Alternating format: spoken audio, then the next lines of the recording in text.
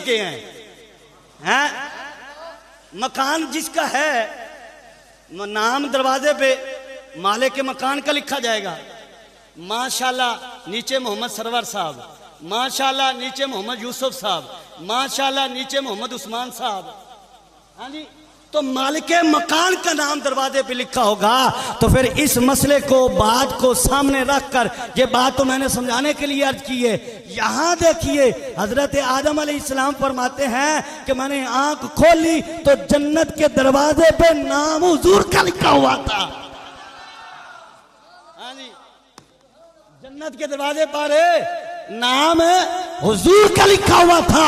तो अल्लाह ताला ने बताया ये है कि जन्नत को बनाया मैंने है, लेकिन इसका मालिक मैंने अपने महबूब को बना दिया है।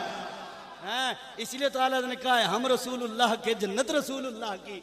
हाँ जी,